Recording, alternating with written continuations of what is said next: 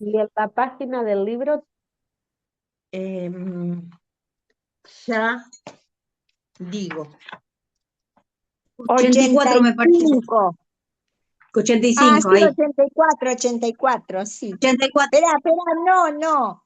Claro, 83. 82 empieza. No nos ponemos de Bueno, acuerdo, pero sí, empieza en el 82. sí, en el 82. Sí. Ruth, bueno, este libro es uno de los libros más hermosos de la literatura hebrea. Habla, o sea, el nombre lo tiene de su protagonista. Es uno de los dos libros que tiene nombre de mujer de la protagonista. Habla de amor, de dolor, y de la tragedia también que sucede en los seres humanos. Algunos dicen que es folclórico, es una narración breve folclórica, pero en realidad es una historia que sucedió en la realidad, porque folclórico se refiere a las narraciones que se van trasladando de generación en generación y que cambia según la región, que según lo que los dicen se agrega o se quita partes. Y Ruth es una historia verídica, sus protagonistas existieron en realidad. No sé, ¿alguien quiere hablar? ¿Quiere participar? Porque escucho algo. Están en libertad de hablar y decir y de agregar lo que ustedes sientan. Bueno, esta historia habla de una familia que tuvo grandes dificultades por el hambre que sucedió en Israel. Este es un traspaso del libro de Jueces a Samuel, a los libros de Samuel. Esto relata sobre bueno, como dije, una historia verídica. El autor no se conoce y el personaje principal es una mujer. La fecha se cree que es después de la coronación de los reyes, de David específicamente. Los historiadores dicen que debe ser también, otra teoría es que debe ser este libro escrito antes de la coronación de Salomón. El propósito del libro es demostrar la bondad y fidelidad de Dios a las personas piadosas. Esta historia sucede en la época de los reyes. Se piensa que en la época de Gedeón, porque Boz era hijo de Raab, por lo que los historiadores consideran que esta ha sido la época en que sucedió esta historia.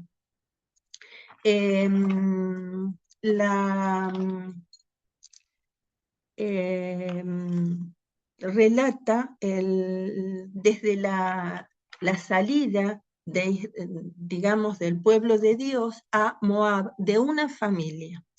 Los invito a leer Ruth, primera de Ruth, verso 1.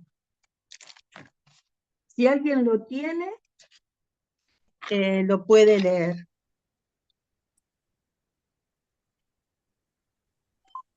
¿Solo el 1? Hermana, Sí, hermana. perdón que recién entro, no me podía conectar. No se haga problema. Bendiciones, hermana. Bienvenida. Amén. Aconteció en los días que gobernaban los jueces que hubo hambre en la tierra, y un varón de Belén de Judá fue a morar en los campos de Moab, él y su mujer y 2 hijos suyos. ¿Sigo? Bien, Virginia. No, bien. Okay. Gracias. Ciertos historiadores, o sea, ven a este relato, a Elimelec, que en el versículo 2 vemos el nombre del varón, que consideran que estuvo bien en irse para sustentar a su familia. Pero visto de otra manera, desde otro punto, que estuvo mal en irse del pueblo de Dios a un pueblo ajeno, a un pueblo idólatra, que bien podría él haber investigado en qué otra tribu había alimento, en qué otro lugar había alimento para irse con su familia, porque actuó igual que Abraham cuando se fue a Egipto por el hambre, y actuó igual que Isaac cuando se fue a la tierra filistea, también por el mismo motivo. Entonces, desde este punto de vista, se considera que Elimelec hubiera actuado de una forma diferente, porque dejó a sus vecinos y se fue. Además de dejar a sus vecinos, dejó su tierra, dejó el lugar donde adoraban a Dios, el templo, que esto para los israelitas era muy importante. Y a veces nosotros somos iguales. Dejamos por ciertos motivos que pueden ser verdaderos a Dios. Nos alejamos de la iglesia, nos alejamos de nuestra comunidad cristiana para satisfacer nuestras necesidades en otro lugar, siendo que si acudimos a Dios y estamos inmersos en el pueblo, contenidos por el pueblo, todo es mucho más fácil. Así que esto es para meditar. ¿Cómo vamos a actuar? ¿Como Elimelec o como un verdadero cristiano que se sostiene en la fe y vengan las circunstancias que vengan, estamos plantados en la roca y pedimos ayuda a nuestros, entre comillas, vecinos, a nuestros hermanos, y nos sostenemos? Seguimos con el libro de Ruth. Perdón que te interrumpa, Sí, y perdón con esta pregunta que voy a hacerte. Lo que vos comentás, ay, perdón que te tuteo, pero bueno, sí. me da cosa, perdón. Lo que vos comentás, la discrepancia, ¿no? Como uno lo ve, es en base a los eruditos, esto que... perdón, Sí, sí. te contesto, sí, yo lo encontré, lo vuelvo a repetir, en el comentario bíblico de Matthew Henry. Perfecto. Bien. Yo entiendo que la Biblia sí, obviamente es la palabra del Señor y a nosotros como hijos nos tiene que servir, obviamente, para meditar, razonar y lógicamente hacer la voluntad del Señor. Pero te hago esta pregunta porque, o sea, todo esto estaba en los planes del Señor. Sí, todo estaba en los planes del Señor. También Abraham estaba en los planes del Señor, Isaac estaba en los planes del Señor, y sin embargo no se tendrían que haber ido, Bien, porque ok. Dios les hubiera dado el alimento. Todos los vecinos de Elimelec no se fueron, quedaron, porque después lo Perfecto. leemos más adelante en la Biblia. Bien. Entonces, y nos pasa a nosotros, Virginia, cuando clamamos a Dios, no nos responde de una manera o de otra, a veces de una manera milagrosa. Amén, sí. Amén. Perfecto. Entonces, lo que yo meditaba en esto es que consultar a Dios. ¿Qué hago, Señor, en esta circunstancia? Mira, esta circunstancia me sobrepasa. No doy más, no sé qué hacer, qué camino tomar, para dónde ir.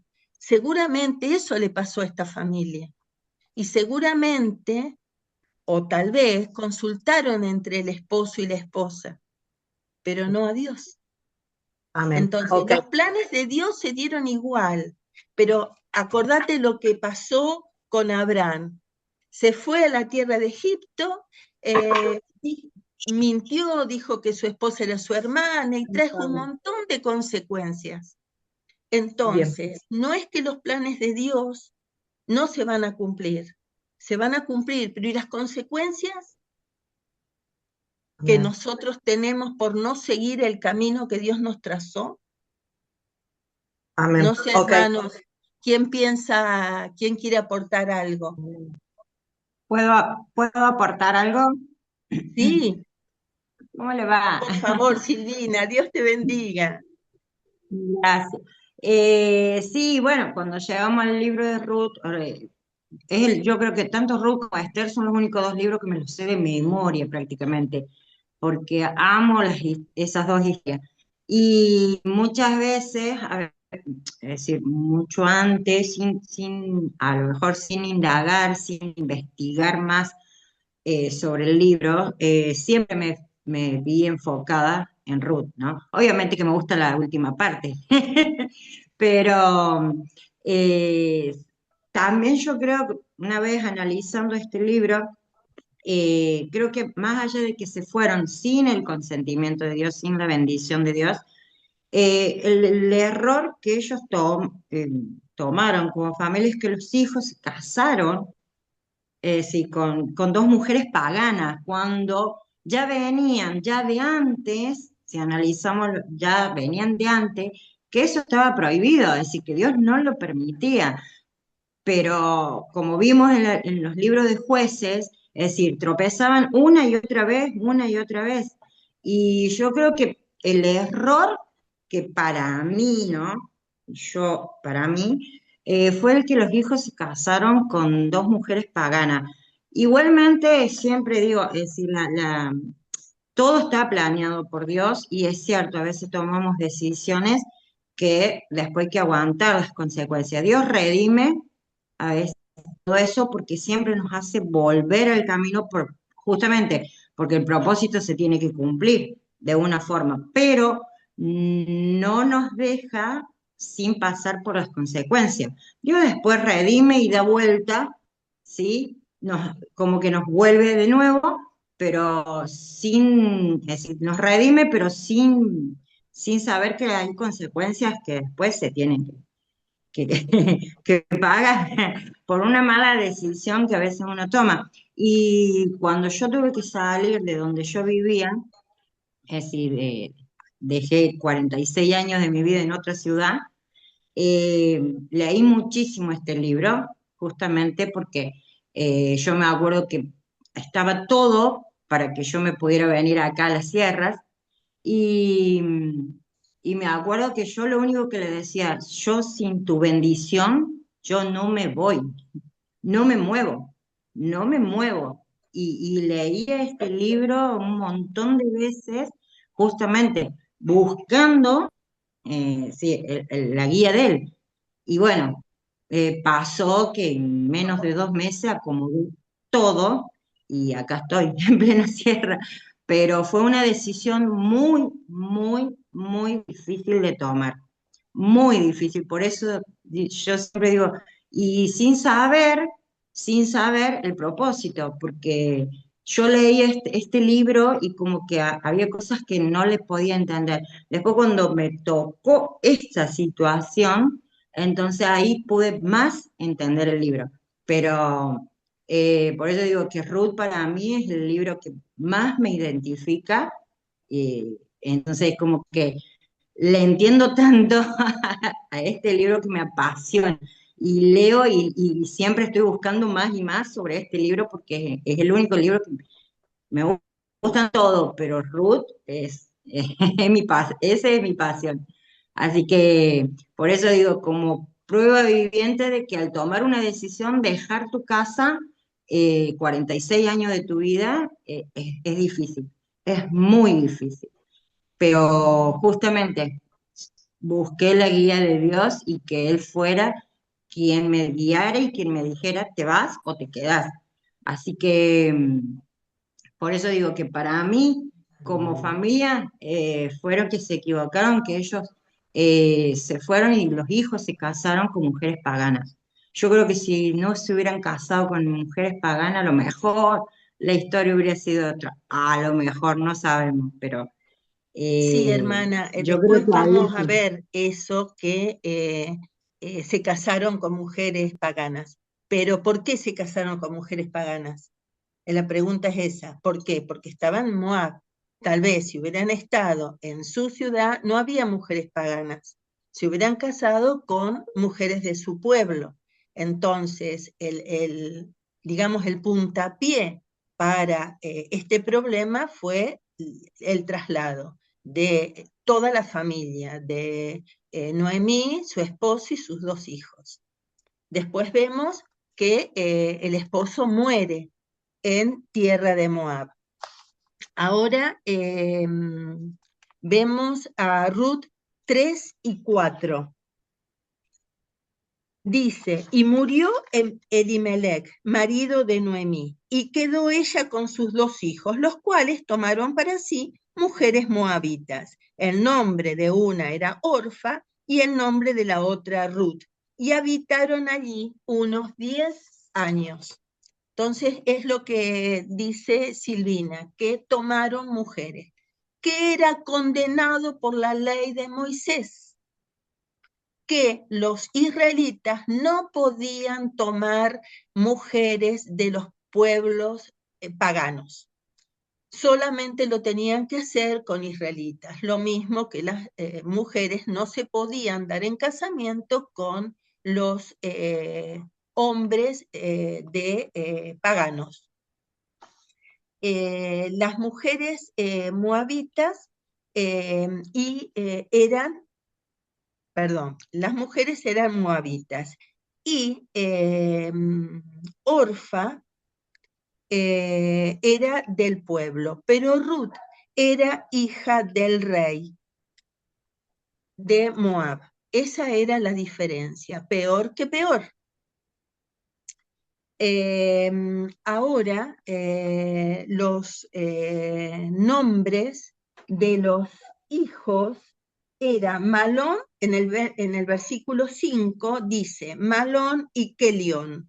Malón significa enfermo y Kelión significa débil.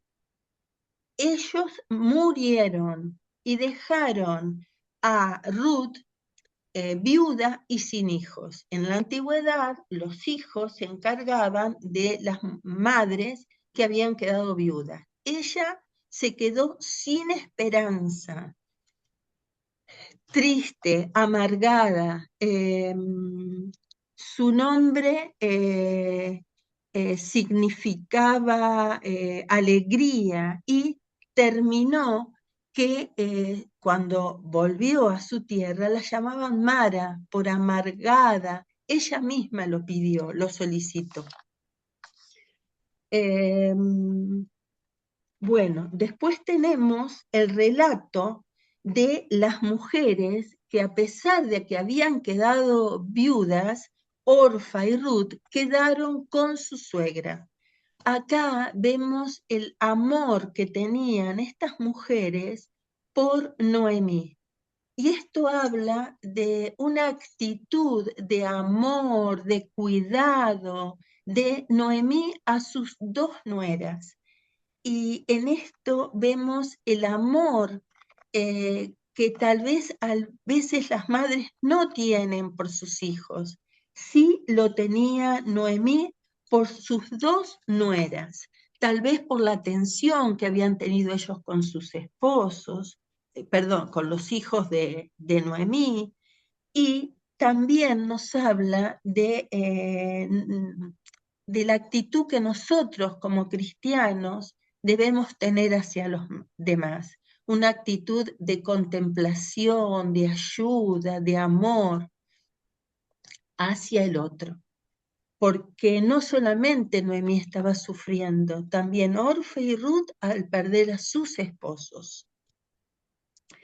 Bueno, seguimos en Ruth 1:22. Si alguien lo lee, Primera de Ruth 22. Así volvió Noemí y Ruth, la moabita, su nuera con ella, volvió de los campos de Moab y llegaron a Belén al comienzo de la siega de la cebada. Gracias, pastor. Acá vemos que Orfa se quedó con su familia, volvió. Pero antes de eso, yo me olvidé, y Noemí en el 8 tiene una bendición para sus dos nueras de felicidad. Esto habla mucho de Noemí, de su carácter. Dice el verso 8, y Noemí dijo a sus dos nueras, andad y volveos cada una a la casa de su madre. Jehová haga con vosotras misericordia, como la habéis hecho con los muertos y conmigo. Os conceda Jehová que halléis descanso, cada una en casa de su marido. Luego las besó y ellas alzaron su voz y lloraron. Acá vemos la actitud de Noemí y el deseo que sean felices, que tengan un esposo, que puedan tener una familia. Esas mujeres que amó y que fueron esposas de sus hijos. Y Noemí dijo en el 11, volveos, hijas mías, ¿para qué os habéis ir conmigo? ¿Tengo yo más hijos en el vientre que puedan ser vuestros maridos? Y acá está hablando de la ley del leribato, que después lo vamos a ver en vos.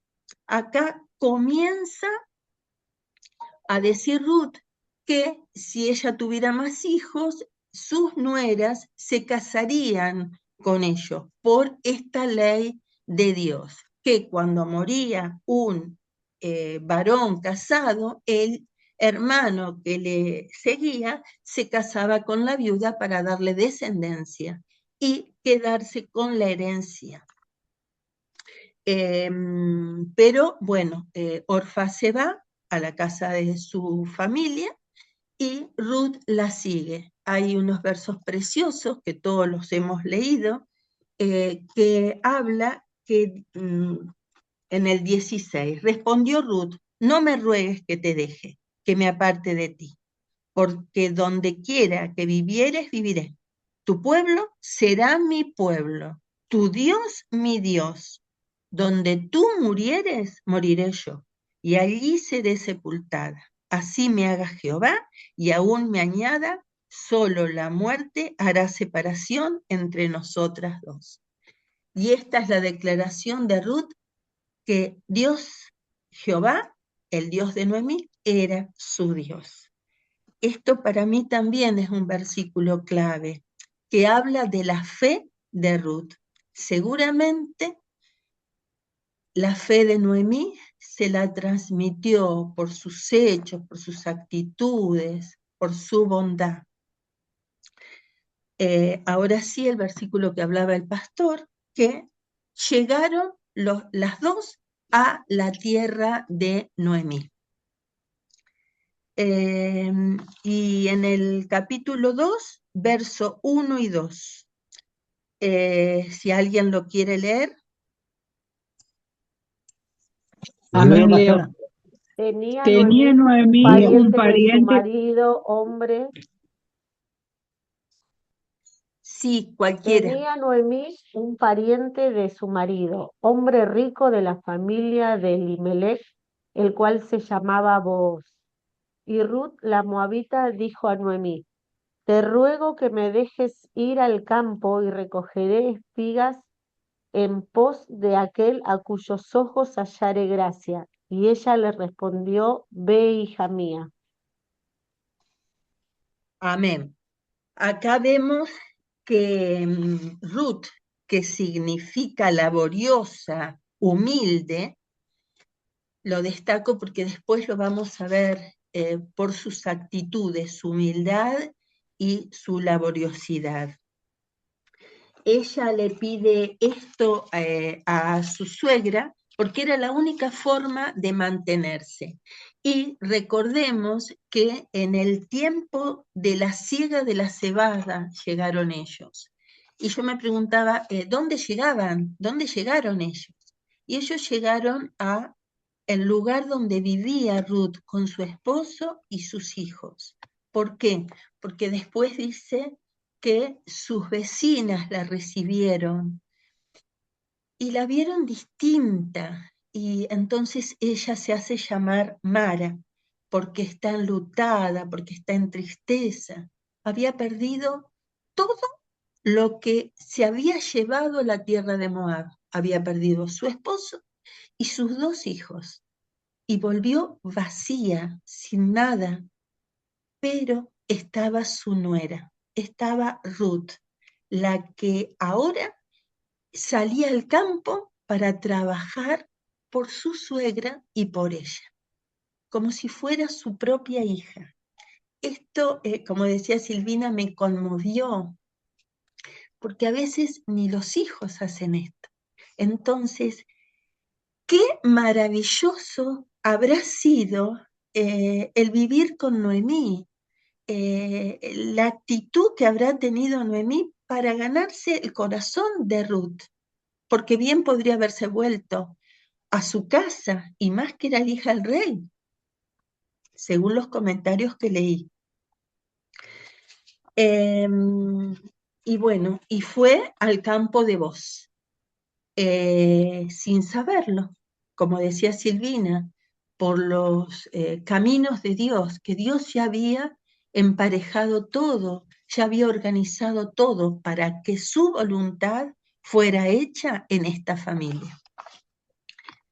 Bueno, seguimos. Ahora el verso 5. ¿Alguien lo puede leer?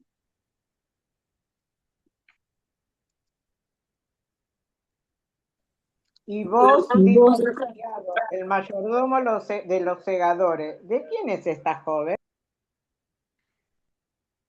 Acá, gracias Raquel, acá habla de Boz, el dueño de un campo, ya que estaban segando la cebada.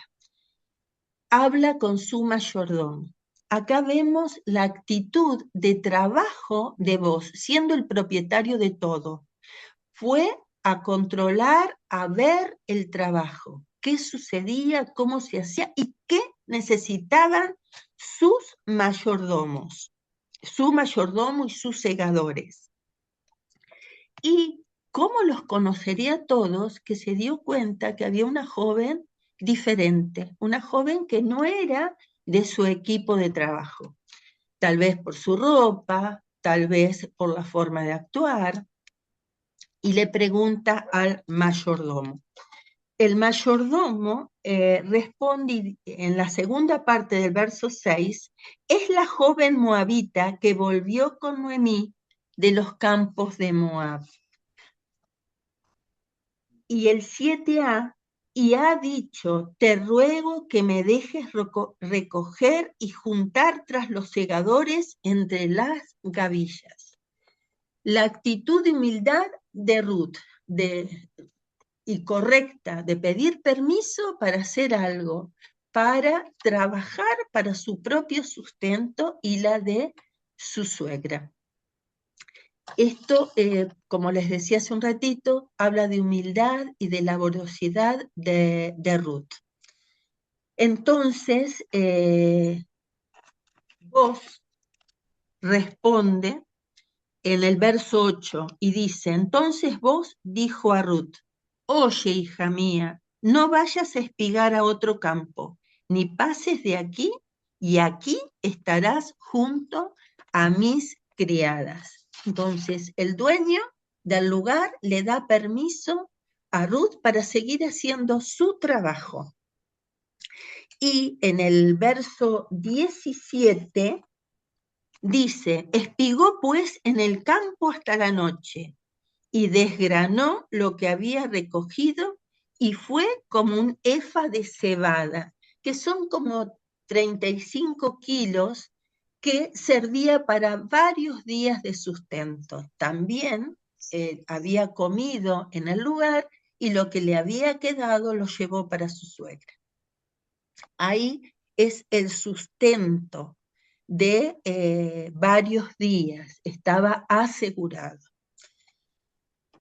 Después vemos en el capítulo 3, el 1, que dice, después de esto, le dijo su suegra Noemí, hija mía, ¿no he de buscar hogar para ti, para que te vaya bien?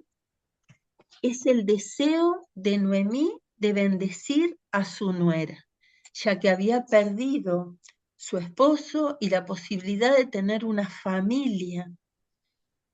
Noemí procuraba que Ruth tuviera una familia. ¿Y cómo lo iba a hacer? Con una estrategia. Con una estrategia que ella sabía, porque sabía que vos era un pariente que podía redimirla.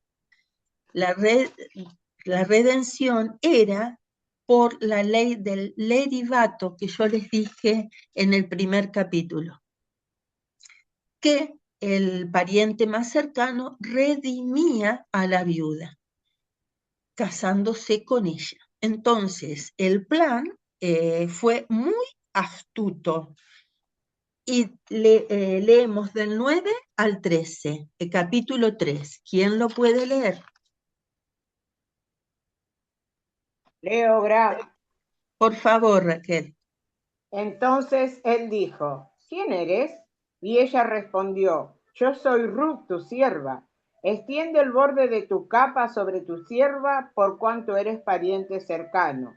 Y él dijo, bendita seas tú de Jehová, hija mía. Has hecho mejor tu postrera bondad que la primera, no yendo en busca de los jóvenes, sean pobres o ricos. Ahora pues, no temas, hija mía. Yo haré contigo lo que tú digas, pues toda la gente de mi pueblo sabe que eres mujer virtuosa. Y ahora, aunque es cierto que yo soy pariente cercano, con todo eso hay pariente más cercano que yo. Pasa aquí la noche y cuando sea de día, si él te redimiere, bien, redímate. Mas si él no te quisiere redimir, yo te redimiré. Vive Jehová, descansa pues hasta la mañana. Amén. Esta parecía una estrategia no muy santa, pero en realidad no buscaba una relación sexual, sino una redención, que vos la redimiera. Tal es así que sucedió esto, y no por una atracción física ni por una relación. Y vos cumplió con su palabra. Y le dio, el verso 17, 6 medidas de cebada. Me dio, diciéndome, a fin de que no vayas a tu suegra con las manos vacías. Esto, cuando Ruth se fue a la mañana, llevó esto para su suegra, para la alimentación. Y yo buscaba, y es no como un efa, sino como un gor, que serían 2 litros y 2, que se habrían hecho 7 litros más o menos de esta medida, que las podía, perdón, 12 o cerca de 12 a 14 litros, que esto era una medida que una mujer podía llevar, siendo que si hubiera sido el EFA no hubiera podido ser. Si un EFA eran 35 kilos, era imposible que una mujer, por más joven que fuera, pudiera llevar 6 medidas de 35 kilos cada una. Imagínense, serían más de 200 kilos, imposible. Por eso se cree que no era EFA. Leemos en el capítulo 4, verso 1 y 2. ¿Quién lo puede leer? Vos Amén, subió Leo. del cuerpo. y se sentó allí. Y he aquí pasaba aquel pariente de quien vos había hablado, y le dijo, fulano, ven acá y siéntate. Y él vino y se sentó. Entonces él tomó a 10 varones de los ancianos de la ciudad y dijo, sentaos aquí. Y ellos se sentaron. Amén. Así es, vos cumplió con la promesa que le hizo a Ruth. Fue a la puerta de la ciudad, de ahí se hacían, digamos, los tratos y aún se resolvían conflictos, pero tenía que ser un cuerpo de 10 ancianos. Ese era el mínimo de ancianos para tratar una situación, cualquiera fuera esta. Vos entonces vio a este varón que pasó, pariente más cercano de Elimelech, porque al investigar, vos era primo hermano de Elimelech, así que posiblemente el pariente más cercano haya sido un hermano. ¿Por qué digo que vos era primo hermano? Porque fue hijo único de Rab y de Salmón.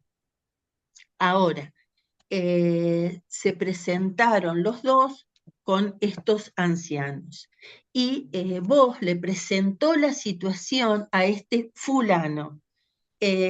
¿Por qué decimos fulano? No tiene nombre. Al escritor de Ruth no se le pasó el nombre. Simplemente este hombre no tiene validez para el relato porque no se hizo cargo, no redimió, no cumplió con la función que debía tener como pariente más cercano. Y sí vos, por eso es tanto se nombra a él, por su valentía, por su actitud.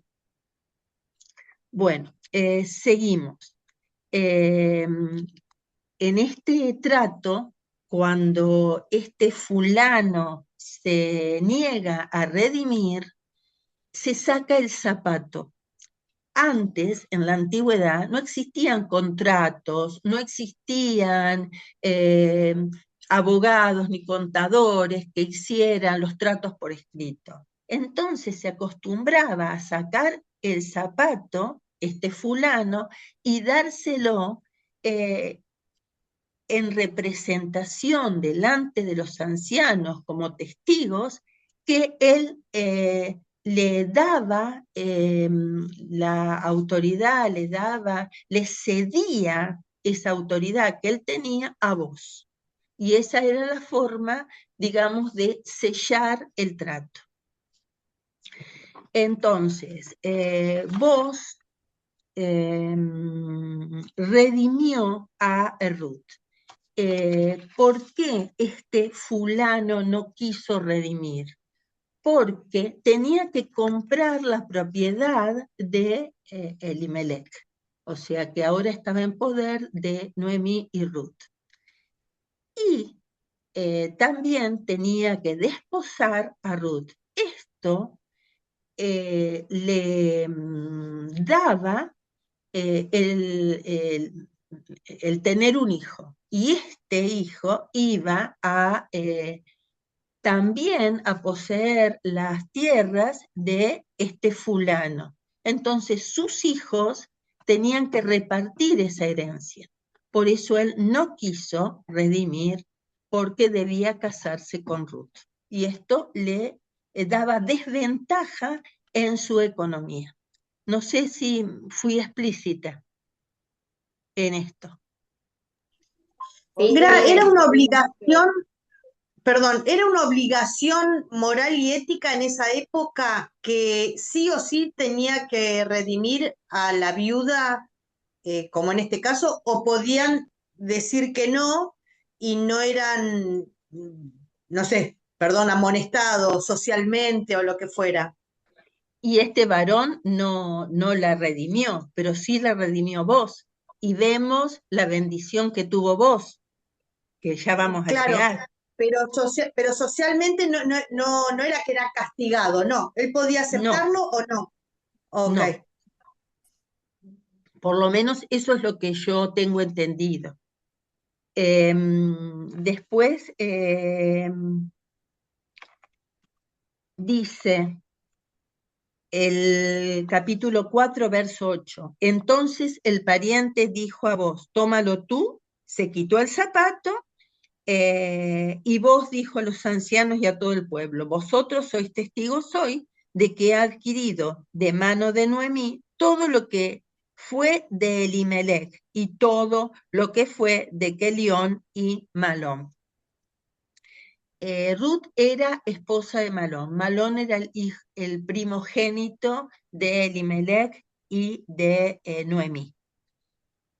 Dice el verso 10, y que también tomó por mí mujer, y que también tomo por mi mujer a Ruth, la moabita, mujer de Malón, para restaurar el nombre del difunto sobre su heredad, para que el nombre del muerto no se borre de entre sus hermanos y de la puerta de su lugar. Vosotros sois testigos hoy. Esto es en parte lo que yo les decía. Tomó no solamente las tierras, la posesión de ellos, sino también a Ruth como esposa. Y vemos que después vos está en la genealogía de David y por consecuente o por consecuencia en la genealogía de Jesús, de nuestro Salvador. Dice que le nació un hijo que lo menciona como Obed, servidor, y está, como les decía, en la genealogía del rey David. Esto, como decía Silvina, es maravilloso este libro y nos da muchas enseñanzas, que Dios nos redimió a nosotros siendo pecadores y nos puso en lugares de privilegio. Así como vos redimió a la familia porque redimió a Ruth y por su intermedio tuvo un hijo que fue en la genealogía y está su nombre, siendo que el otro, como decíamos, ese fulano, se perdió esa oportunidad. Bueno, no sé si alguien tiene algo más que decir del libro de Ruth, porque si no empezamos por el libro de Samuel. Yo te quería preguntar, Gra, ¿cómo es que se llama la ley que este pariente toma a la viuda? Leribato. Leribato. Ok. Y ellos eran, que acá estaban viendo, ay, que se me perdió, también se llamaban Goel. Oh, ¿A qué te referís? dice la palabra Goel, que significa literalmente rescatador o redentor en hebreo. En la página 86-87. Espera que no lo tengo.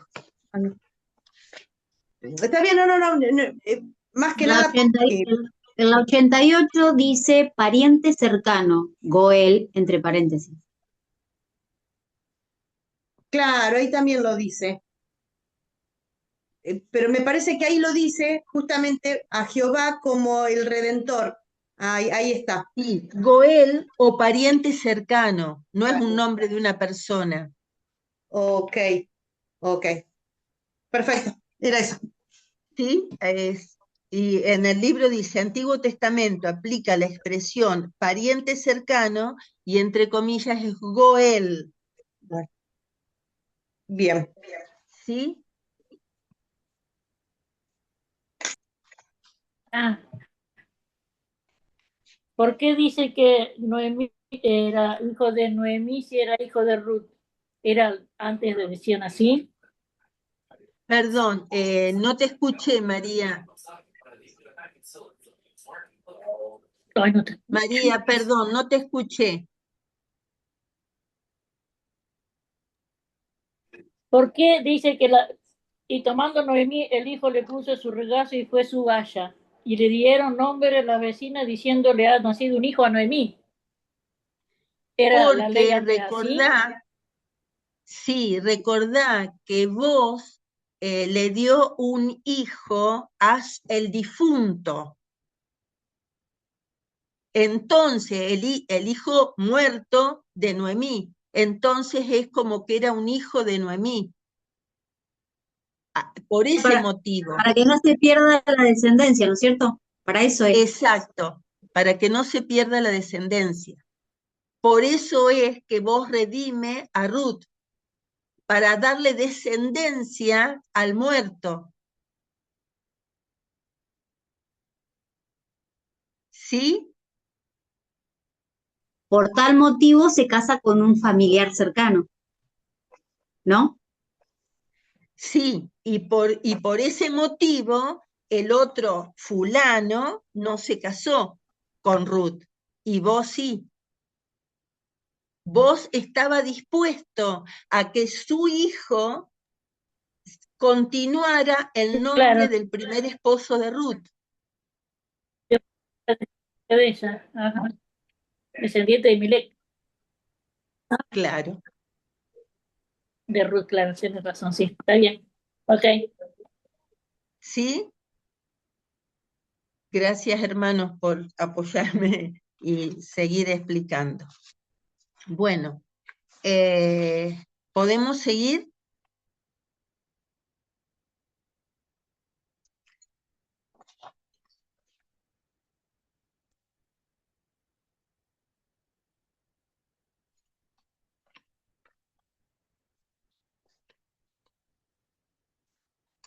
Bueno, tenemos los libros de Samuel, primero y segunda de Samuel. En la literatura hebrea es un solo libro y lleva el nombre del personaje principal. Se cree que no fue el autor, pero sí lleva su nombre y también porque ungió a los dos primeros reyes que iniciaron la monarquía, Saúl y David. Se cree que los que escribieron fue en el reinado de David los escribas y cronistas de la época. El propósito es establecer la monarquía y narrar la historia de las vidas de aquellos hombres que instauraron la monarquía en ese tiempo, de David, de Saúl y de David. También decimos que el versículo clave es 1 Samuel 2:30, porque dice, por tanto Jehová, el Dios de Israel, dice, yo había dicho que tu casa y la casa de tu padre andarían delante de mí perpetuamente, mas ahora ha dicho Jehová, nunca yo tal haga, porque yo honraré a los que me honran y los que me desprecian serán tenidos en poco. Acá Samuel le habla directamente a Saúl, por eso este es el versículo clave. Los que obedecían iban a tener bendición y los que no iban a tener las consecuencias de su desobediencia. El tema es la instalación de la monarquía en el pueblo de Israel. La mayor contribución teológica en el Antiguo Testamento está en la profecía de Natán, las 7 profecías de Natán que fundamenta la dinastía de David, que sería una dinastía para siempre, refiriéndose al pacto davínico. Y las fechas son aproximadas, no son exactas. Bueno, faltan pocos minutos para las 21. Yo diría que dejemos acá para después entrar directamente al libro de Samuel. Esto fue solamente la introducción. Son 20 y 54. 21:04 nos volvemos a conectar. ¿Qué les parece? Perfecto, Bra.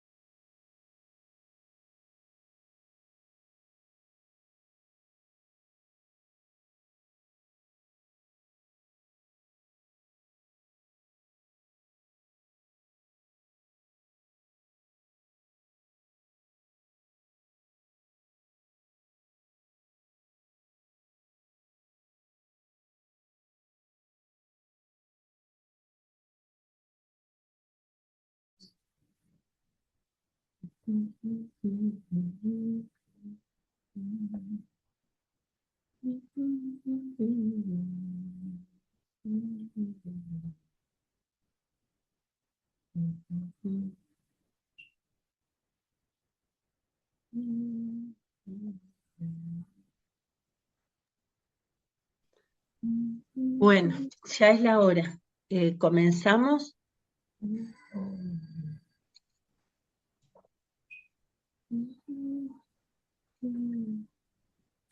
Los libros de Samuel, seguimos. Los libros de Samuel es el eslabón entre los jueces y la monarquía.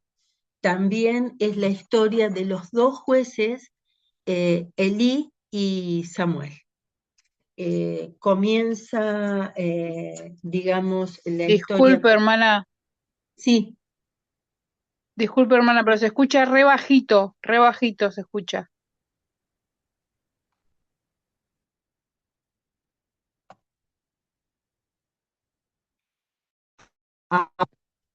está al máximo.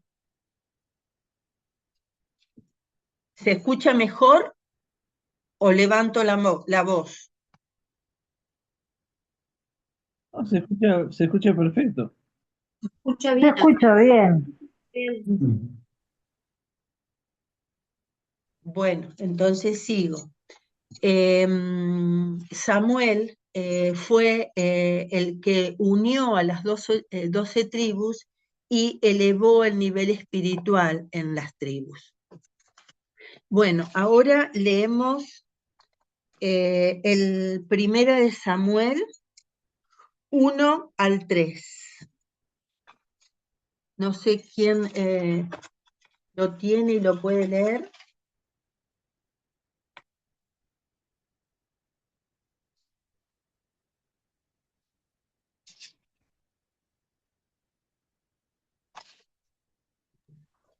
Hubo un varón, Ramatai de Sofim, del monte de Efraín, que se llamaba Elcana, hijo de Jeroam, hijo de Eliú, hijo de Tou, hijo de Suf, Efrateo.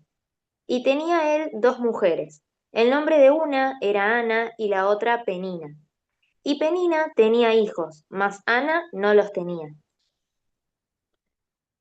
Gracias, hermana. Tenemos ahora a Ana, que Ana clama a Dios y Elí la tiene por ebria. Sin embargo, ella, por una oración, en el lugar de la oración, clama a Dios, clama por un hijo. Este es el hijo de la oración, producto de la oración de Ana. Y vemos que Dios le concede la petición a Ana. Y en el verso 26, ¿quién lo puede leer?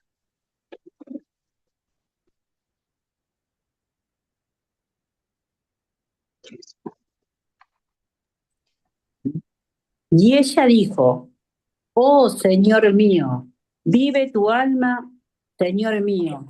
Yo soy aquella mujer que estuvo aquí junto a ti orando a Jehová.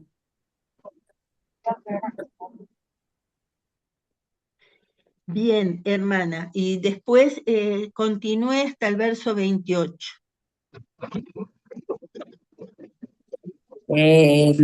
Por este niño oraba y Jehová me dio lo que le pedí.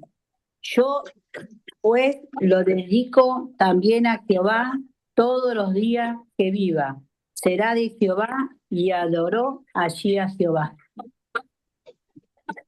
Esta es la promesa de Ana que le hizo a Jehová, que si le daba un hijo, ella se lo dedicaba todo el tiempo que viviera para el templo. Ella lo crió hasta destetarlo, que aproximadamente eran 4 o 5 años, y después lo llevó al templo para que sirviera con Elí. Dice que todos los años subía con el Cana y la familia y le llevaba una túnica cada año. esto le prometió a Dios que sería nazareo, que era una condición que no, como lo vimos con un juez, que no cortaría, pasaría navaja por su cabeza, ni bebería sidra hasta el fin de sus tiempos. A Dios le dio 5 hijos más a Ana, por lo que su esterilidad se fue. Y esta entrega de Ana de su primer hijo fue recompensada por Dios. ¿Por qué? Porque después vemos que Dios lo toma a Samuel como profeta de su pueblo. Vemos ahora la decadencia de los hijos de Elí por la falta de conducción, de firmeza, por debilidad de su padre, por la no dirección como padre para que sus hijos continuaran con el legado que tenía él como sacerdote, la tribu que él representaba, eran sacerdotes del Dios Altísimo. Y estos hijos tuvieron por poco este llamado tan importante de parte de Dios para él. Dice el capítulo 2, verso 12, los hijos de Elí eran hombres impíos y no tenían conocimiento de Jehová. Y era costumbre de los sacerdotes con el pueblo que cuando alguno ofrecía sacrificio, venía el criado del sacerdote mientras se cocía la carne, trayendo en su mano un garfio de 3 dientes. Bueno, y esto era la costumbre para darle mantenimiento a los sacerdotes, pero los hijos no respetaron esto y hicieron lo malo ante los ojos de Dios. Y dice que Orfi profanaron el tabernáculo por su avaricia y viles acciones, y volvieron a los israelitas contra el culto de Jehová, cosa que debían hacer lo contrario, debían llevar el pueblo a el culto de Jehová. Esto me hacía meditar que la responsabilidad que tenemos como padres cristianos de encaminar a nuestros hijos y a disciplinarlos, no de la mala forma, sino para corregirlos, para que sigan el camino de Dios, para que sigan las instrucciones y los mandatos que Dios establece. A veces es difícil, a veces tenemos que luchar con nuestro propio carácter, pero tenemos la ayuda incondicional de Dios. A veces son grandes, aún adultos, los tenemos que corregir en ciertas cosas, aconsejarlos y orientarlos cuando están errados en el camino. Y a veces nos cuesta como padres, porque son nuestros nenes, aunque sean grandes. Pero tengamos en cuenta esto, que Elí perdió a sus hijos porque fueron muertos por desobediencia. Que nosotros podamos abrir los ojos y ayudarlos a nuestros hijos a seguir en el camino de Dios. Y aún como abuelos o como tíos, encaminar a los niños que tenemos en nuestra familia. Es nuestro deber. No sé si alguien quiere decir porque estoy escuchando ruidos. Bueno, continuamos. Y acá viene el versículo. Sí. ¿Sí? Igualmente, mucho no se explica la Biblia porque los hijos de Elí, si no creo que no han sabido cómo eran las normas sacerdotales, siendo que si se criaron en ese lugar. Ahí por lo que el libro dice, que bueno, que Elí como que era débil en carácter, y además también dice la Biblia que ya Elí era muy viejo, y era como que bueno, ya como que estaba cansado y a lo mejor ya no era imposible ponerle límite, que cuando se los quiso poner ya era muy tarde. Pero igualmente a veces uno dice, uno cría a los hijos con conocimiento, pero después cuando son grandes yo creo que las decisiones pasan por ellos también, más allá de que uno los pueda criar en base al conocimiento de Dios, ¿no?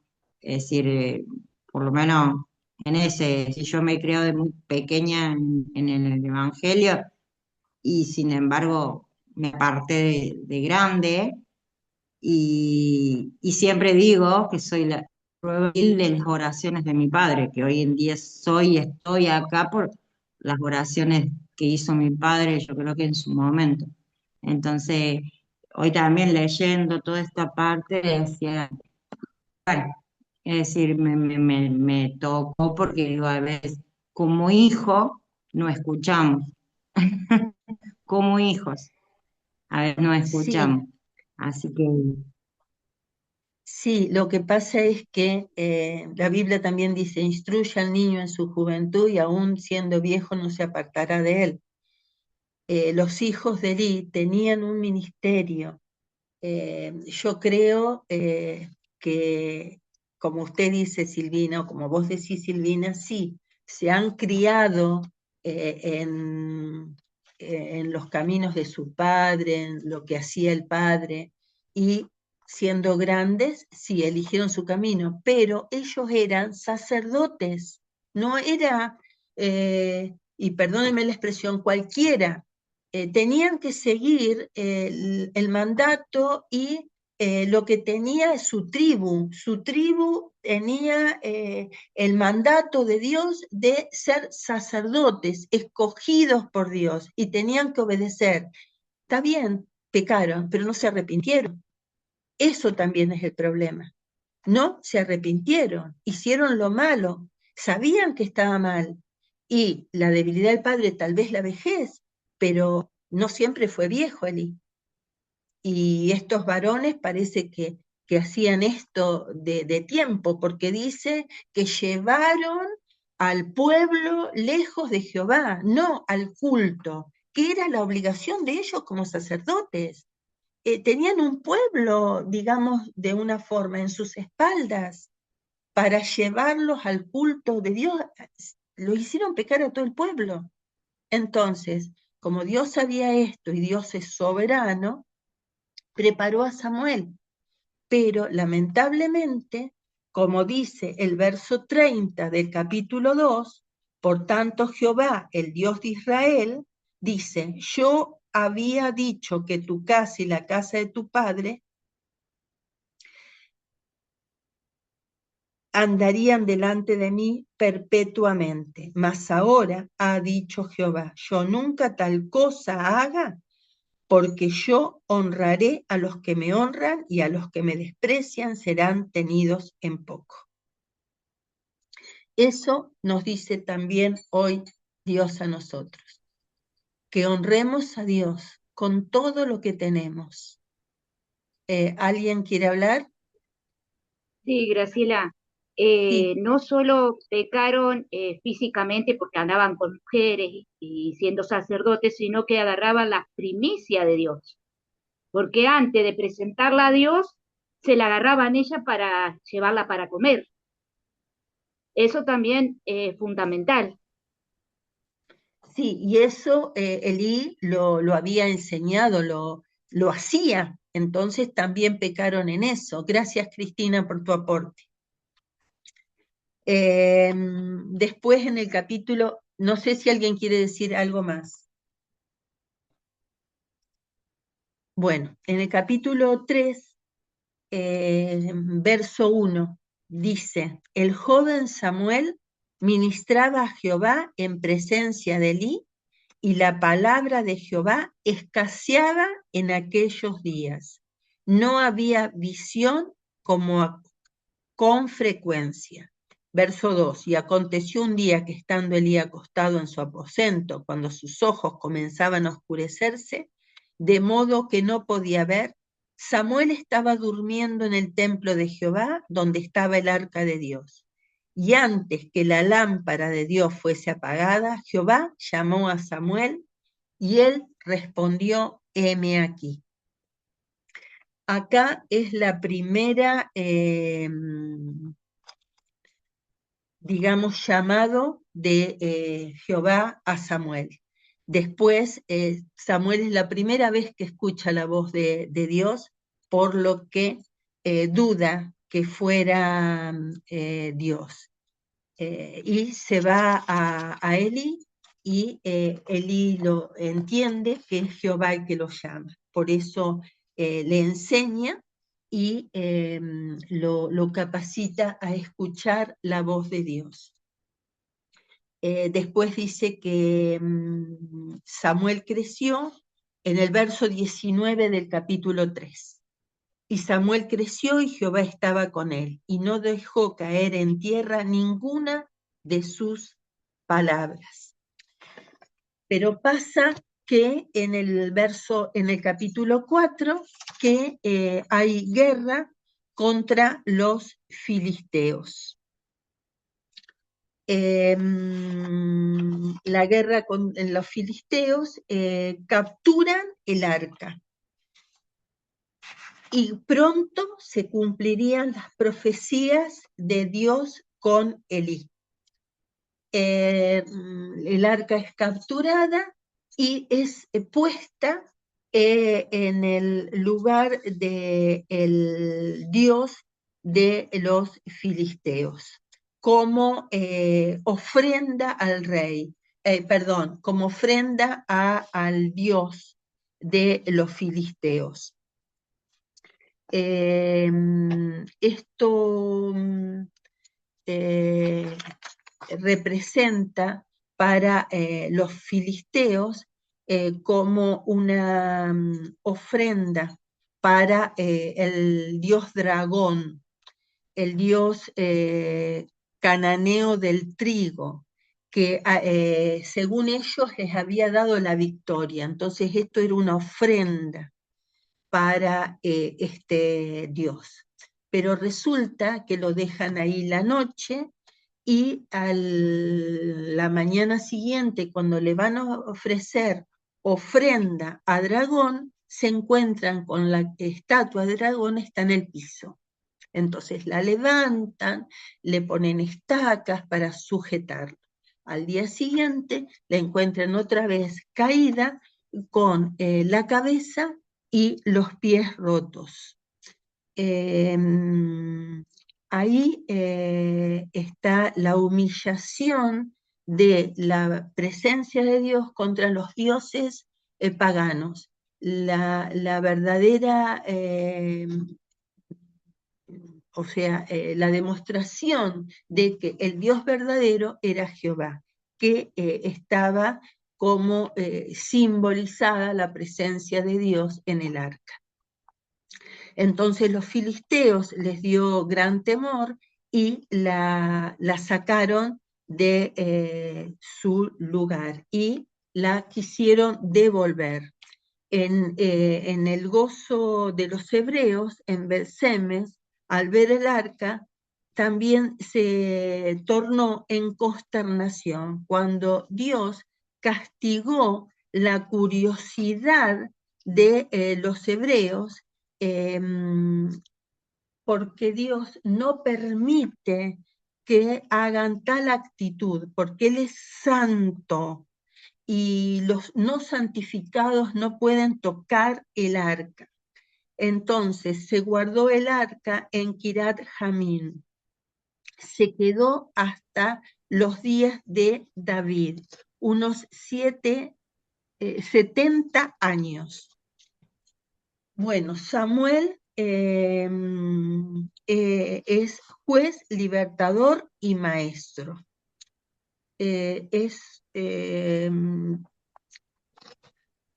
terminado el periodo de 20 años de silencio, aparece Samuel, instando a los israelitas a dejar los ídolos y volverse a Dios. Antes de esto vemos cómo Dios elimina a los hijos de Elí, y él, al recibir la noticia que sus hijos murieron y que el arca fue capturada, se cayó y se desnucó, y así murió Elí.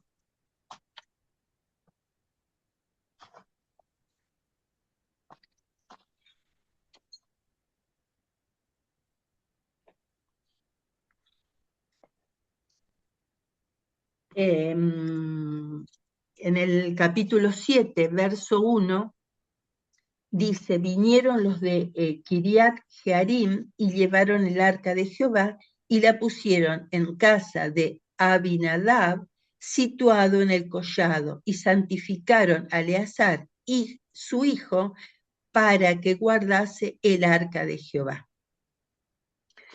En el verso 3 dice: habló Samuel a toda la casa de Israel diciendo: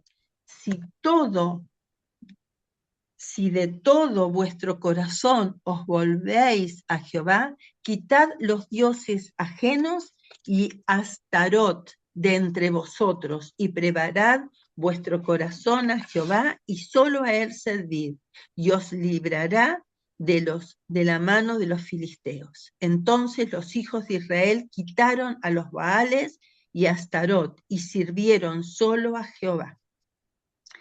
Esto es cómo Samuel hizo que el corazón del pueblo de Israel se volviera a Dios verdadero. Fue un restaurador, Samuel fue un restaurador de Israel y produjo un avivamiento en toda la nación. Samuel también convocó a una gran asamblea en Mizpa para volver decisivamente a Israel a Dios. Y dice el verso 6, y se reunieron en Mizpa y sacaron agua y la derramaron delante de Jehová. Y ayunaron aquel día y dijeron allí: contra Jehová hemos pecado. Y juzgó Samuel a los hijos de Israel en Mizpa. Cuando oyeron, el verso 7, cuando oyeron los filisteos que los hijos de Israel estaban reunidos en Mizpa, subieron los príncipes de los filisteos contra Israel. Y al oír esto, los hijos de Israel tuvieron temor de los filisteos. 8. Entonces dijeron los hijos de Israel a Samuel: no ceses de clamar por nosotros a Jehová nuestro Dios, para que nos guarde de la mano de los filisteos. Acá vemos al pueblo clamando al profeta para que él pidiera a Dios por ellos. Se habían arrepentido y ahora se habían vuelto a Jehová y ahora clamaban por ayuda de Jehová contra los filisteos. Y Samuel, en el verso 9, dice que tomó un cordero de leche y lo sacrificó entero en holocausto a Jehová. Y clamó Samuel a Jehová por Israel, y Jehová oyó. Nosotros sabemos que cuando clamamos a Dios, Dios oye. Pero a veces, como el pueblo de Israel, nos volvemos a nuestros ídolos. Llámese nuestro trabajo, llámese nuestra familia, llámese nuestra posición, lo que sea. Y nos olvidamos y ponemos todo eso en el centro de nuestro corazón, en lugar de estar en el centro de nuestro corazón, en el trono de nuestro corazón, a Dios. Y pasa esto, nos agarran las luchas, las pruebas, las dificultades, ya el trabajo mengua, o ya no está más, y debemos hacer esto, reconocer que tenemos esos ídolos dentro nuestro y sacarlos, eliminarlos de nosotros y poner a Dios nuevamente en el trono de nuestro corazón, pedirle perdón, humillarnos delante de Él. Y Dios oye nuestro clamor. Y dice el verso 10, y aconteció que mientras Samuel sacrificaba el holocausto, los filisteos llegaron a pelear con los hijos de Israel. Mas Jehová tronó aquel día con gran estruendo sobre los filisteos y los atemorizó, y fueron vencidos delante de Jehová. Esto fue un milagro de Dios. Tronó y los filisteos tuvieron temor. Fue una gran tormenta y ellos se atemorizaron y huyeron. Así Dios les dio la victoria. Y muchas veces a nosotros también nos da la victoria de una manera sorprendente, milagrosa, que solamente Dios lo hace. Ahora, del versículo 8 al 15, vemos el establecimiento de una monarquía. Israel pide un rey, como los demás estados, como los demás pueblos, pero se olvidaban que el verdadero rey era Dios, que era una monarquía, pero que era una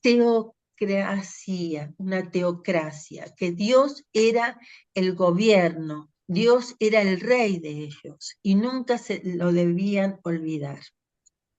Pero la amenaza de los filisteos, la división de las tribus, que cada una hacía lo que bien le parecía, como lo vimos en Jueces, que no tenían unidad, sino que era un conjunto de tribus Israel. Por lo tanto, Samuel las une y como vimos que eleva, digamos, la religión, los reconcilia con Dios, como vimos recién.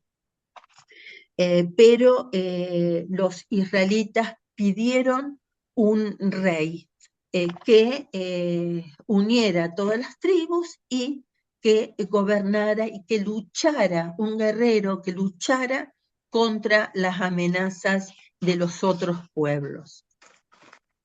Y Dios le dice a Samuel, porque él estaba dolido por que el pueblo pedía un rey. Le dice, no te desecharon a ti, me desecharon a mí. Y cuántas veces nosotros también, con nuestras actitudes, lo desechamos a Dios, siendo que Él es el Rey de nuestras vidas, el que nos ayuda a todo.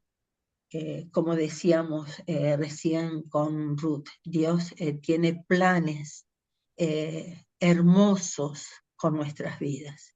Y a veces nosotros desechamos a Dios porque queremos otras cosas. Es para meditar, que esto nos ayude a meditar cada día de nuestras vidas.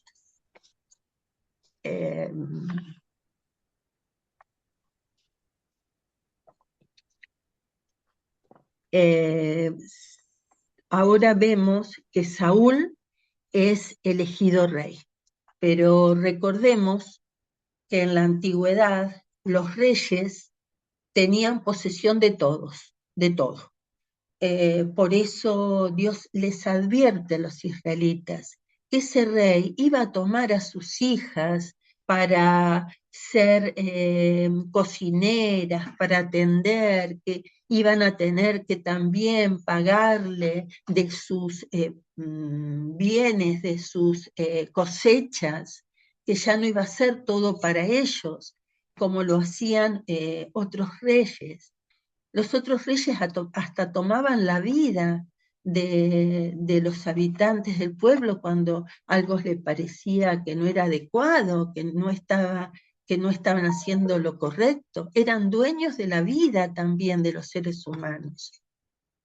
Entonces Dios les advirtió esto, pero les da también un rey. Y leemos en capítulo 9, verso 1 al 2. ¿Quién lo puede leer? Había un varón de Benjamín, hombre valeroso, el cual se llamaba Cis, hijo de David, hijo de Selor, hijo de Becarot, hijo de Afia, hijo de un benjamita, y tenía un hijo que se llamaba Saúl, joven y hermoso. Entre los hijos de Israel no había otro más hermoso que él, de hombres arriba sobrepasaba a cualquiera del pueblo. Gracias, hermano. Acá vemos que Dios elige a un varón hermoso, alto, valiente, un hombre guerrero, que iba a llevar a la victoria, supuestamente, al pueblo de Israel. Pero fue el personaje más trágico de la historia de Israel.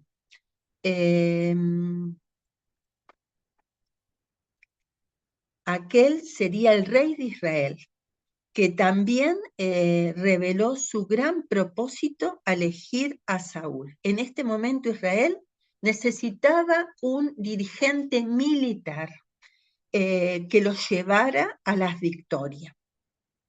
La unción de Saúl tuvo un profundo significado religioso, porque era el símbolo de Dios, cosa que Saúl no lo entendió.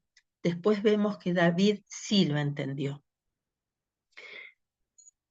Sigamos. Él tuvo el apoyo de todo Israel, y Jehová permitió que Israel tuviera este rey, y no tenía intención de que hombre alguno reinara sobre su pueblo, porque Jehová era el rey de su pueblo, pero lo permitió. La despedida de Samuel. En el capítulo vemos que, bueno, Saúl es ungido rey y dice el capítulo 10, verso 17. Después Samuel convocó al pueblo delante de Jehová en Mizpa, y dijo a los hijos de Israel: así ha dicho Jehová, el Dios de Israel: yo saqué a Israel de Egipto y os libré de manos de los egipcios y de mano de todos los reinos que os afligieron. Pero vosotros habéis desechado hoy a vuestro Dios, que os guarda de todas vuestras aflicciones y angustias, y habéis dicho: no, si no pon rey sobre nosotros, ahora pues presentaos delante de Jehová por vuestras tribus y vuestras millares. Y haciendo Samuel que se acercaran todas las tribus de Israel, fue tomada la tribu de Benjamín, e hizo llegar a la tribu de Benjamín por sus familias. Y fue tomada la familia de Matri, y de ella fue tomada Saúl, hijo de Cis. Y le buscaron, pero no fue hallado. Preguntaron pues otra vez a Jehová si aún no había venido allí aquel varón. Y respondió Jehová: he aquí, él está escondido entre el bagaje. Entonces corrieron y lo trajeron de allí, y puesto en medio del pueblo desde los hombros arriba, era el más alto de todo el pueblo. Y Samuel dijo a todo el pueblo: habéis visto al que ha elegido Jehová, y no hay semejante a él en todo el pueblo. Entonces el pueblo clamó con alegría diciendo: viva el rey. Así fue la elección que Dios hizo con Saúl y lo puso en medio del pueblo. Así hizo Samuel. El reinado de Saúl comenzó cuando tenía 35 años y estableció un gobierno sencillo, con poco costo, no tomó todas las cosas de sus súbditos, sino que fue un reinado muy austero. Al principio de su reinado, Saúl cumplió muy bien sus funciones de rey. Cumplió con el propósito divino por el cual había sido designado. Vemos en el capítulo 14, verso 47. Si alguien lo puede leer.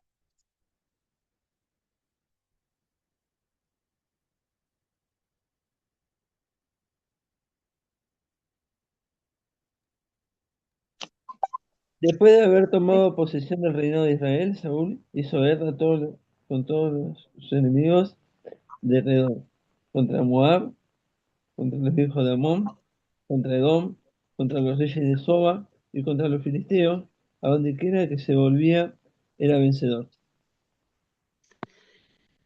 Muy bien, así, gracias José. Así,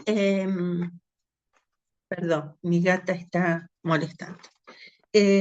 Así, Saúl comenzó su reinado, batallando y llevando la victoria.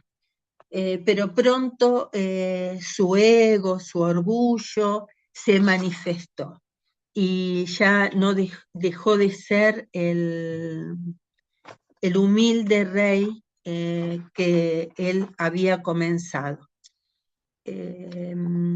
Después, la guerra con los filisteos, hubo un sacrificio ilegal que Saúl hizo, esperando a Samuel.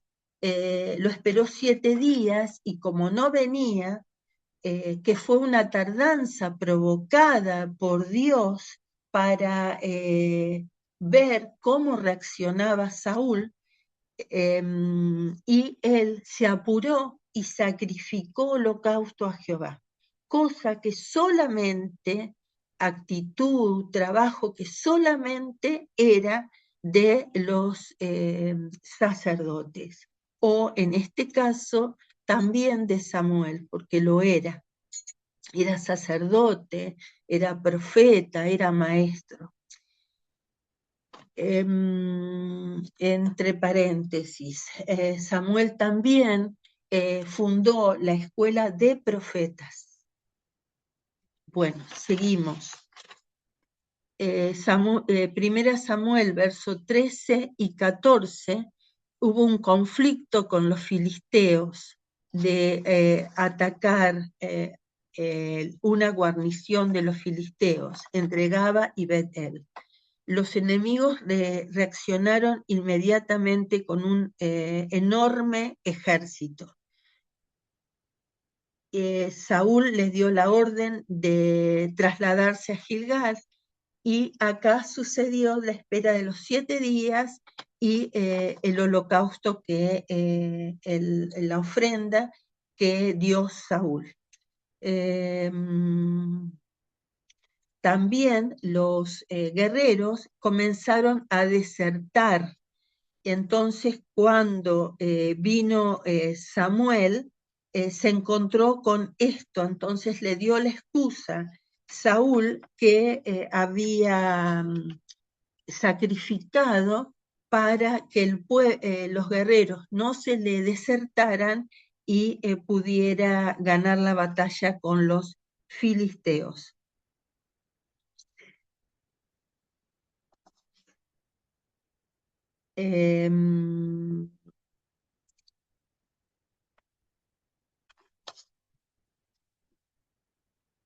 Tenemos en el capítulo 15 que verso 1, después Samuel dijo a Saúl, Jehová me envió a que te ungiese rey sobre el pueblo de Israel. Ahora pues está atento a las palabras de Jehová ha dicho.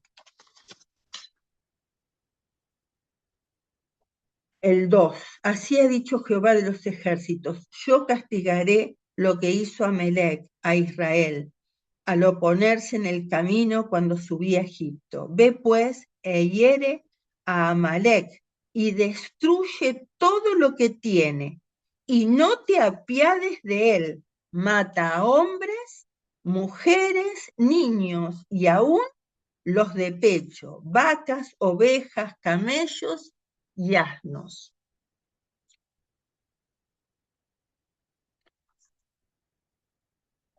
Parece una orden descabellada de parte de Dios, pero tenía sus motivos como Dios perfecto que es.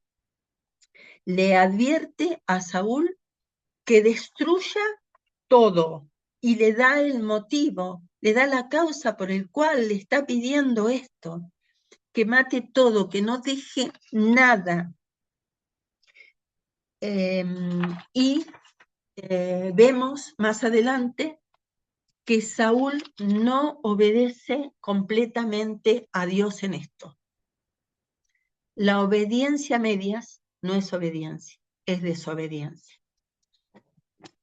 Eso a veces nosotros lo aprendemos a los golpes o después teniendo problemas y dificultades o las consecuencias de nuestra obediencia a medias, que es la desobediencia a Dios.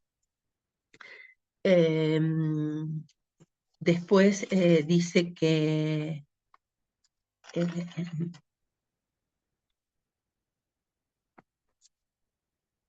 el verso 13 del mismo capítulo 15. Vino pues Samuel a Saúl, y Saúl le dijo, bendito seas tú de Jehová, yo he cumplido la palabra de Jehová. Samuel entonces dijo, pues qué balido de ovejas y bramido de vacas es este que yo oigo con mis oídos. Y Saúl dijo, de Amalec los han traído, porque el pueblo perdonó lo mejor de las ovejas y de las vacas para sacrificarlas a Jehová, tu Dios, como lo demás lo destruimos. Acá leímos que el pueblo lo perdonó. ¿Quién era el rey del pueblo? Saúl. ¿Quién debía obedecer a Jehová? Saúl. Porque el pueblo era el rey mismo, y él no obedeció, porque él era el que tenía que obedecer, él el que mandaba al pueblo a lo que debía hacer, porque él era el rey. Entonces, primera excusa, el pueblo. Le echó la culpa al pueblo. Segundo, lo hizo para holocausto, pero después leemos que Dios quiere obediencia más que holocausto. Entonces Dios pretende nuestra obediencia, no lo que podamos hacer porque nosotros se nos ocurre, sin la dirección de Dios. Entonces dijo Samuel a Saúl, déjame declararte lo que Jehová me ha dicho esta noche. Y él respondió, di. Y dijo Samuel, aunque eras pequeño en tus propios ojos, ¿no has sido hecho jefe de las tribus de Israel? Y Jehová te ha ungido por rey sobre Israel. Y Jehová te envió en misión y dijo, ve, destruye a los pecadores de Amalec y hazles guerra hasta que los acabes. ¿Por qué, pues, no has oído la voz de Jehová, sino que vuelto el botín? Has hecho lo malo ante los ojos de Jehová. Y Saúl respondió a Samuel, antes bien he obedecido la voz de Jehová, y fui a la misión que Jehová me envió, y he traído a Agar, rey de Amalec, y he destruido a los amalecitas. Mas el pueblo tomó el botín, ovejas y vacas, las primicias del anatema, para ofrecer sacrificios a Jehová, su Dios en Gilgal. Tu Dios en Gilgal. Parece que ya Saúl no lo consideraba su Dios, era el Dios de Samuel. Cuando era Jehová, su Dios, su rey, el que lo había puesto en ese lugar destacado, siendo que ni él mismo se consideraba en el principio digno de ese rol. Y Samuel dijo: ¿se complace Jehová tanto en holocaustos y víctimas como en que se obedezca a las palabras de Jehová? Ciertamente, el obedecer es mejor que los sacrificios, y el prestar atención que la grosura de los carneros.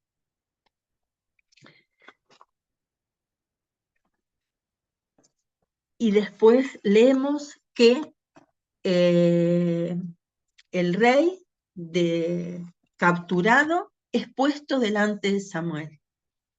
Y este rey pensaría, bueno, ya me salvé, Saúl no me mató, que es el rey, entonces estoy salvado. Sin embargo, Samuel lo mató, y antes de matar dijo que no solamente era por todos los hechos, sino lo mataba por el llanto de las madres que habían quedado sin sus hijos por el asesinato que había hecho este rey, y lo mató. Un sacerdote que no le correspondía, que no era hombre de guerra, pero sí obedecía a Jehová y hizo lo que Jehová había solicitado a el rey, al que correspondía hacer. Entonces, también yo meditaba en esto. Cuando Dios nos pide algo, hagámoslo. Y para mí primero es la palabra. Y los hermanos de Zárate lo saben. Cuando Dios nos manda a hacer algo, hagámoslo. Aunque nos duela, aunque pensemos que no somos los adecuados para estar haciendo eso que Dios nos llamó. O por otro lado, que Dios nos manda a poner orden en nuestra casa y nosotros no lo hacemos, pero mis hijos son grandes, son adultos, no viven ya más en mi casa, ¿qué hace que vengan o hagan tal cosa? No, obedezcamos, porque en la obediencia está la bendición y en la desobediencia están las graves consecuencias que tenemos que pasar. Entonces, que Dios nos ayude a través de esta palabra a seguir ordenando nuestras vidas, porque somos seres humanos y pecamos, tenemos que pedir perdón a Dios y Dios nos perdona y podemos seguir en el camino angosto que Dios nos ha trazado y hacer su voluntad, porque si no creemos que estamos capacitados, Dios nos capacita. Si pensamos que no tenemos fuerza, Dios nos da. Todo lo que necesitamos, Dios lo provee. Y podamos seguir adelante firmes en la fe y en los mandatos que Dios nos da. Dejemos aquí porque después, si no, vamos a dejar en la mitad de un tema. No sé si alguien quiere orar.